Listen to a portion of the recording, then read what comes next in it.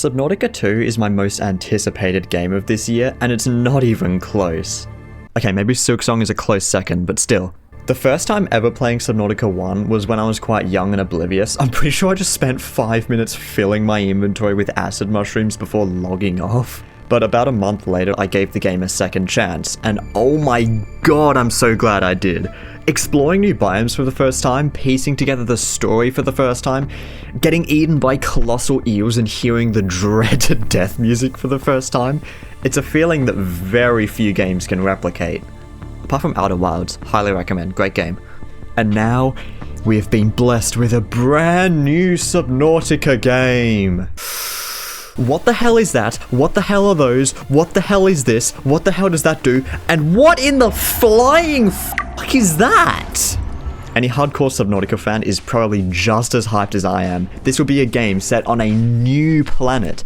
No more shitty attempts at trying to rewrite Alterra's reputation, I hope. It was a good idea, but this is just so freaking exciting! From the first scene of the trailer alone, we have a new Peeper mascot! It's so cute, look at it. A new area which we can now start calling the Coral Gardens. There's also some buildings in the background, which is the only teaser for the lore that I could find. It's a little bit hard to tell, but it looks like they're pretty old, almost like ruins and like overgrown. We also have a new PDA voice line to get annoyed at, which sounds a lot closer to the first game's PDA compared to 30 seconds of oxygen remaining. Also, this whole sequence is really cool. But what I'm more interested in is the dev vlog that dropped earlier today. We got some more behind the scenes footage, as well as our first look at the new leviathan.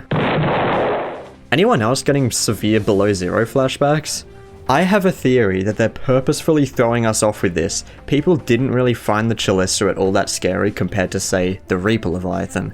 The devs know that we're going to play the game no matter what Leviathans are in it, so by teasing us now, it means we'll be blown out of our chairs when we come across whatever the hell we saw in the trailer there. I could go on and on about every single frame that was shown, but that would take way too long, and I really like to yap about stuff I'm interested in, so here's a list of things I found interesting, without taking 30 minutes to explain everything.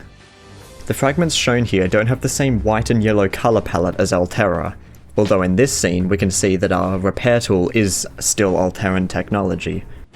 The oxygen meter goes down in increments of 1 second now. For some reason, this looks 10 times cleaner than the 3-second increments from the other games.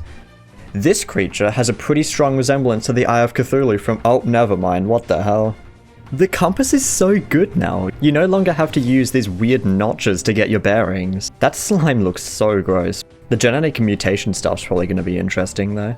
No more outcrops? Do we just find resources in their raw natural form now? Or is copper going to be the new quartz and we'll find all sorts of new outcrops? Oh yeah, not many people know this, but there's actually some resources in the first game that are only accessible via the command console, like mercury and obsidian. Just thought that was interesting. Maybe we'll see a return? We've taken everything that we've learned from our experience on the previous games, and we've poured it into Subnautica 2.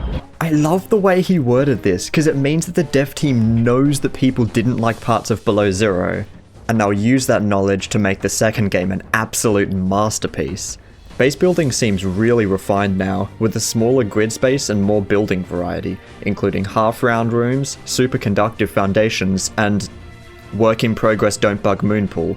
That is the most dynamic looking grass I've ever seen in Subnautica. If this is a common theme, then the world is going to feel so realistic. Graveyard zone and lead zone. Interesting. So at the start of the game, we have food, health, water, and oxygen as usual, but later on in the game we unlock the DNA meter? Oh my god, the tadpole is so cute! Oh hey, the ruins I mentioned earlier actually are run down and overgrown. That's cool. There's a lot of behind the scenes that they showed that contains the names of items and geographical features, but I'm not much of a coding guy, so there's probably a heap of things I missed. But I'd love to hear your hype for Subnautica 2. I'm such a big fan of the franchise and I'm so excited for the release. When the game releases, I'm most certainly going to be live streaming it, so sub if you're interested at all in that. See you later.